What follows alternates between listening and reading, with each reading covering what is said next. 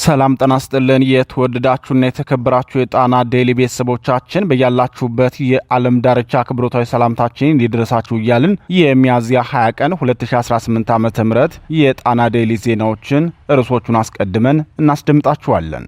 በትግራይ ውስጥ የፖለቲካ ውጥረትና ወታደራዊ እንቅስቃሴ እየጨመረ ሲሆን በህወሓትና በብልጽግናው መካከል የተፈጠረው አዲስ ፖለቲካዊ ግጭት ክልሉን ወደ አሳሳቢ ደረጃ እየገፋው ነው። ህወሓትም በኦህዴድ ብልጽግና የተሾሙለትን ታደሰ ወረደን በከልቾ ብሎ አዲስ ፕሬዝዳንት ሊመርጥ መዘጋጀቱ በሰዓቱ ዜናችን ይደመጣል። በደቡባዊ ጎንደር እየተካሄደ ያለው ውጊያ አዲስ መልክ ሲይዝ በፋኖ ውስጥ በተሰጠ ግዳጅ መሰረት የተወሰደው እርምጃ አስደናቂ ሆኗል። ከተማ ገብተው የሰጣቸውን ግዳጅ በሚገባ ስለተወጡት ጀግኖች የቀጠናውን የጸጥታ ሁኔታ ወደ አዲስ አሳሳቢ ደረጃ እየወሰደው ስላለው የስርዓቱ የጦር ወንጀልና ሌሎች ጉዳዮች ተዳስሰዋል። ታደምጡታላችሁ። ከሆርሙዝ ወሽመጥ እስከ ቀይ ባህር የሚዘረጋው የጂኦፖለቲካ ፍጥጫ አሁን ዓለም አቀፍ ኃይላትን ወደ አፍሪካ ቀንድ እየሰበሰበ ነው። ቲቦር ናጊ ያስጠነቀቁትም የክስተት ጊዜያዊ ሽኩቻ ሳይሆን ወደ አደገኛ ቀጠናዊ ቀውስ እየተቀየረ መሆኑን ነው። የሆርሙዝ ወሽመጥ ጉዳይና የዶናልድ ትራምፕ የውጭ ፖሊሲ አካሄድ ዓለም አቀፍ ፖለቲካን እያናወጠ ሲሆን ኢራን ያቀረበችው አዲስ ስትራቴጂና የአውሮፓ ህብረት የተለየ አቋም አሁን ያለውን የጂኦፖለቲካ አቅጣጫ እንደገና እየቀየረ ነው። በዝርዝር የሚደመጥ ዓለም አቀፍ ዘገባችን ነው። የተወደዳችሁና የተከበራችሁ የጣና ዴይሊ ቤተሰቦቻችን እነዚህንና ሌሎች ዜናዎችንና ዜና ትንታኔዎችን ይዘናል። እስከ ዜናዎቻችን ፍጻሜ ድረስ አብራችሁን እንድትቆዩ እየጋበዝን ወደ ዝርዝር ዜናዎቹ እናልፋለን።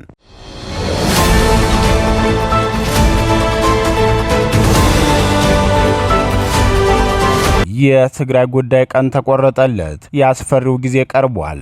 በትግራይ ህዝብ ላይ ድጋሚ እልቂት ታዟል። በትግራይ ክልል ዳግም እያንዣበበ ስላለው አደገኛ የፖለቲካ ውጥረትና የጦርነት ድባብ በርካቶችን ሰቆቃ ውስጥ ከቷል። እንደ ዋዜማ ሬዲዮ ዘገባ ከሆነ በብልጽግናው ሊቀመንበር የትግራይ ጊዜያዊ አስተዳደር ፕሬዝዳንት ሆነው የተመደቡት ሌተናል ጄኔራል ታደሰ ወረደን የስልጣን ጊዜ ለተጨማሪ 1 ዓመት ማራዘማቸውን ተከትሎ በክልሉ ከባድ የፖለቲካ ንዝረት ተፈጥሯል። ይህንን የፌዴራሉ መንግስት ውሳኔ አጥብቆ የኮነነው ህዝባዊ ወያኔ ሓርነት ትግራይ ህወሓት ሹመቱን ሙሉ በሙሉ ውድቅ በማድረግ ከጦርነቱ በፊት ወደ ነበረው የ2012 መንግስታዊ መዋቅር ለመመለስ ቁርጠኛ ውሳኔ ላይ መድረሱ ተሰምቷል። ይህንን ውሳኔ መሬት ለማውረድም ድርጅቱ ባለፉት 10 ቀናት ውስጥ ብቻ ከስራ አስፈጻሚ ኮሚቴ ጀምሮ እስከ ታችኛው የወረዳና የቀበሌ መዋቅር ድረስ ሰፊና ተከታታይ ስብሰባዎችን እያካሄደ እንደሚገኝ መዘገባችን ይታወሳል። ከዚህም ባሻገር የቀድሞ ሚሊሻዎች፣ በጡረታ የተሰናበቱ ወታደሮች እንዲሁም የአርሶ አደር የወጣቶችና የሴቶች ማህበራትን በማሰባሰብ የፖለቲካ ማብራሪያና ጥብቅ ቅስቀሳ ሲያደርግ ቆይቷል። የዚሁ ፖለቲካዊ እርምጃ ማሳረጊያ በሚመስል መልኩም ህወሓት መጪው ሚያዝያ 23 ቀን 2018 ዓ.ም የክልሉ ምክር ቤት ስብሰባ በመጥራት አዲስ ፕሬዝዳንት ለመምረጥ ዝግጅቱን አጠናቋል ሲል ዋዜማ ዘግቧል። የአዲሱ ፕሬዝዳንት ማንነት ገና በይፋ ባይታወቅም የድርጅቱ ሊቀመንበር ዶክተር ደብረጽዮን ገብረሚካኤል፣ አቶ አማኑኤል አሰፋ ወይም ዶክተር ፍስሐ ሀብተጽዮን ወደ ስልጣን ሊመጡ እንደሚችሉ የውስጥ ምንጮች ግምታቸውን አስቀምጠዋል። ከፖለቲካዊ ሽኩቻው ጎን ለጎን በክልሉ እየታየ ያለው ወታደራዊ እንቅስቃሴ የውጥረቱን መጠን ወደ ላቀ ደረጃ ከፍ አድርጎታል። ከኦህዴድ ብልጽግናው መንግስት ጋር የተፈጠረውን መቃቃር ተከትሎ ህወሓት ትጥቅ የፈቱ የቀድሞ ተዋጊዎች በአስቸኳይ ወደ ወታደራዊ ምድባቸው እንዲመለሱ ጥሪ ማድረጉ ደግሞ ህወሓት የማይሰለቸውን የጦርነት አባዜ ውስጥ መግባቱ የማይቀር አስመስሎታል። በዚህ ጥሪም በርካቶችም ጥሪውን ተቀብለው ወደ ጦር ካምፕ እየተመለሱ መሆኑን አረጋግጫለሁ ሲል ዋዜማ በልዩ ዘገባው ጠቁሟል። በዚሁ ጎን ለጎን የትግራይ ተዋጊ ኃይሎች አዲስ የእዝ ሰንሰለትና መዋቅራዊ ለውጥ ሲያደርጉ ቆይተዋል። አዲሱ መንግስት ሙሉ ለሙሉ ስራ እስኪጀምር ድረስ ክልሉ በጊዜያዊ ኮማንድ ፖስት እንዲመራ እቅድ የተያዘ ሲሆን በጊዜያዊ አስተዳደሩ ፕሬዝዳንት በኩል የሚሰጡ ማናቸውም መመሪያዎች ተግባራዊ እንዳይሆኑ ጥብቅ ትዕዛዝ ተላልፏል ተብሏል። ይህ የህወሓት እርምጃ በክልሉ ውስጥም ሆነ ከክልሉ ውጭ ከፍተኛ ስጋትን ፈጥሯል። የጊዜያዊ አስተዳደሩ ፕሬዝዳንት ሌተናል ጄኔራል ታደሰ ወረደ ይህንን እንቅስቃሴ በጽኑ የተቃወሙ ሲሆን እርምጃው አደገኛ መዘዝ ያመጣል ሲሉ በአደባባይ አስጠንቅቀዋል። ይሁን እንጂ በትግራይ ፖለቲካዊና ወታደራዊ ቡድኖች መካከል ክፍፍሉ እጅግ እየሰፋና ወደ አደገኛ አቅጣጫ እያመራ ቢሆንም የኦህዴድ ብልጽግናው መንግስት እስካሁን በጉዳዩ ላይ የመረጠው ዝምታ የነገውን የክልሉን ዕጣ ፈንታ ይበልጥ አሳሳቢና የማይገመት አድርጎታል ሲሉ ደግሞ የጣና ዴይሊ ተንታኞች ይናገራሉ። በርካታ የትግራይ ወጣቶች ክልሉን ለቀው ከመውጣታቸው ባሻገር ታጣቂ ቡድኑ የከዳ መጥፋቱንም አክለው ተናግረዋል።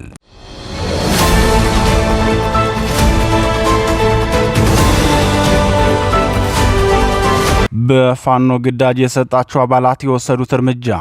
በደቡባዊ ጎንደር እየተካሄደ ያለው ውጊያ አሁንም ቀጥሏል። የ206ኛ ከፍ ያለው ደሴ ኮር ጄኔራል ኃይሌ ዘውባንተ ክፍለ ጦር የግዳጅ ስምሪት ተሰጥቷቸው የገቡት የፋኖ አባላት በአርበኛው መስዋዕትነት በመበሳጨት ያገኙት ኃይል ላይ እርምጃ ወስደው መውጣታቸውን ገልጸዋል።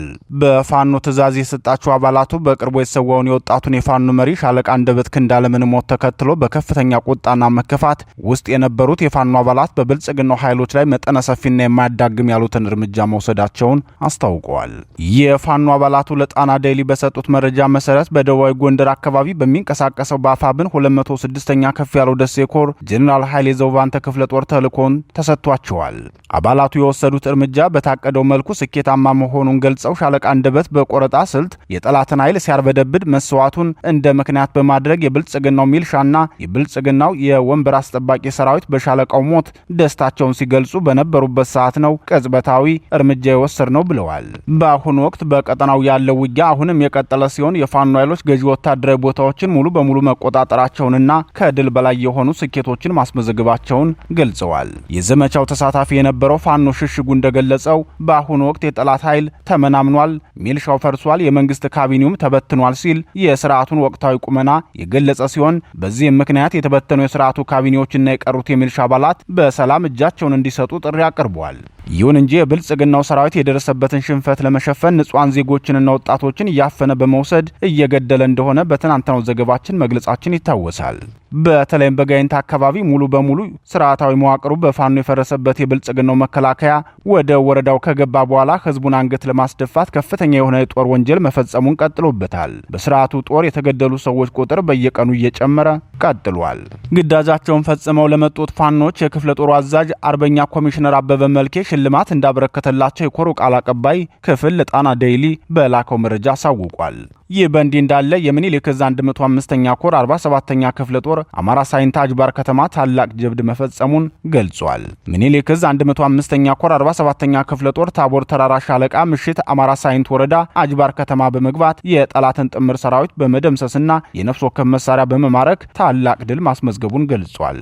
በተጋድሎ ታቦር ተራራ ሻለቃ አጅባር ከተማ መግቢያ ያለውን ነሆር ሜዳ ኮንክሪት ምሽግ በመስበር ከተማውን ሙሉ በሙሉ ተቆጣጥረዋል ሲል ገልጿል። ታቦር ተራራ ሻለቃ በተጋድሎ በርካታ የባዲ ሚሊሻና የብልጽግና መከላከያ ሰራዊት እርምጃ የወሰደ ሲሆን ከ13ቱ በላይ የነፍስ ወከፍ ክላሽ ተረክበናል ብሏል።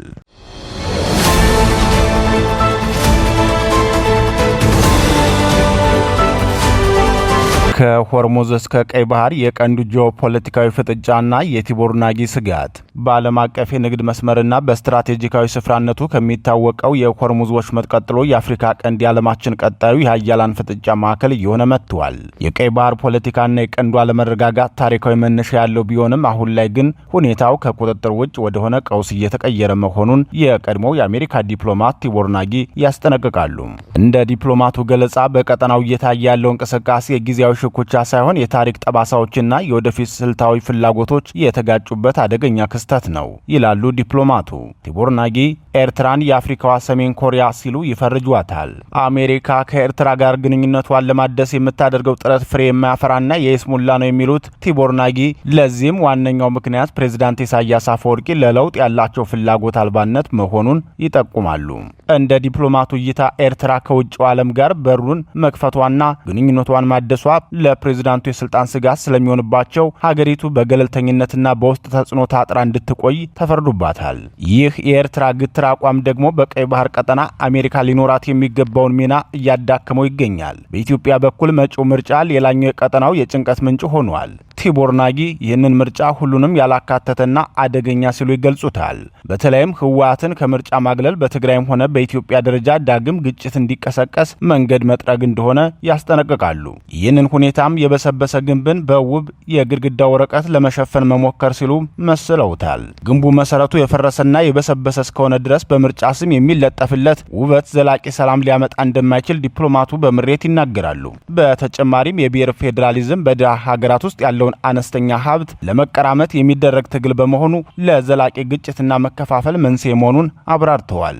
አሜሪካ በቀይ ባህር ቀጠና ስትራቴጂካዊ የበላይነት ማግኘት ካለባት ፊቷን ወደ ሶማሊላንድ ማዞር እንዳለባት ናጊ ይመክራሉ። ከኤርትራ ጋር ፍሬ ለሌለው ግንኙነት ጊዜ ከማባከን ይልቅ በበርበራ ወደብ በኩል ያለውን አማራጭ መጠቀምና ከሶማሊላንድ ጋር ያለውን ትብብር ማጠናከር የአሜሪካ ብሔራዊ ጥቅም እንደሆነ ገልጸዋል።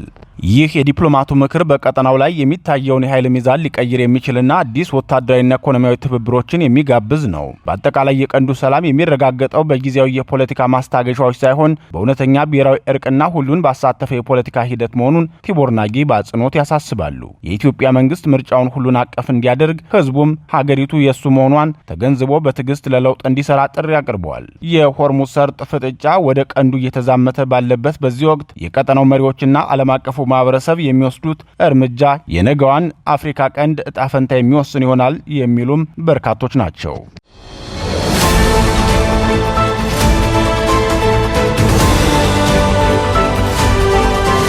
የኢራን መደራደሪያ ሆርሙዝ የትራምፕና የአሜሪካ የውጭ ፖሊሲ ስህተት። በትራምፕ ምክንያት ለአሜሪካ ጀርባቸውን የሰጡት አውሮፓውያን የጀርመን አደገኛ መግለጫ።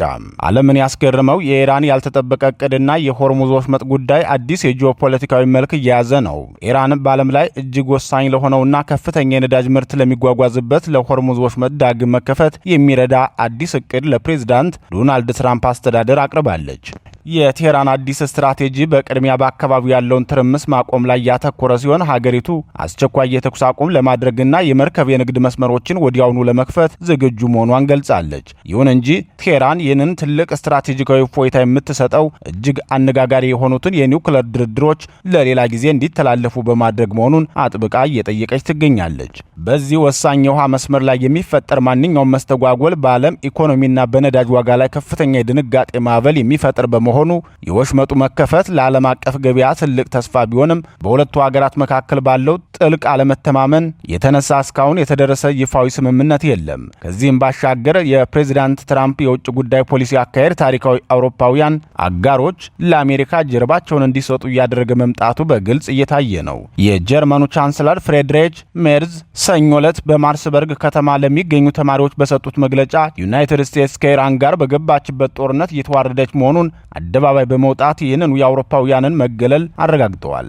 ቻንስለሩ አክለውም ዋሽንግተን ከግጭቱ የምትወጣበት ግልጽ መንገድ እንደሌላትና በተቃራኒው ቴህራን የበላይነቱን እየያዘች መምጣቷን በአደገኛ ሁኔታ አስጠንቅቀዋል። ይህ የጀርመን ጠንካራ መግለጫ አሁን ያለው ሁኔታ ለአሜሪካ ጥልቅ ስልታዊ ችግር መጋረጡን አመላካች ነው። ቻንስለር ሜርዝ አሁን ያለውን የኢራን ቀውስ ቀደም ሲል ከተከሰቱ የአሜሪካ ወታደራዊ ውድቀቶች ጋር በማነጻጸር እንደዚህ ባሉ ግጭቶች ውስጥ ያለው ዋነኛው ችግር መግባት ብቻ ሳይሆን በምን መልኩ መውጣት እንደሚቻል ጭምር ማወቅ ነው።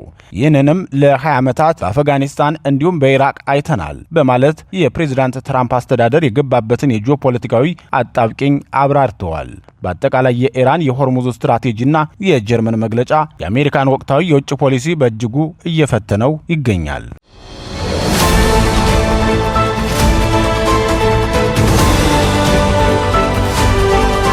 የተወደዳችሁና የተከበራችሁ የጣና ዴይሊ ቤተሰቦቻችን የሰዓቱ ዜናችን የተከታተላችሁትን ይመስል ነበር። ተሰናበትናችሁ። ጤና ይስጥልን።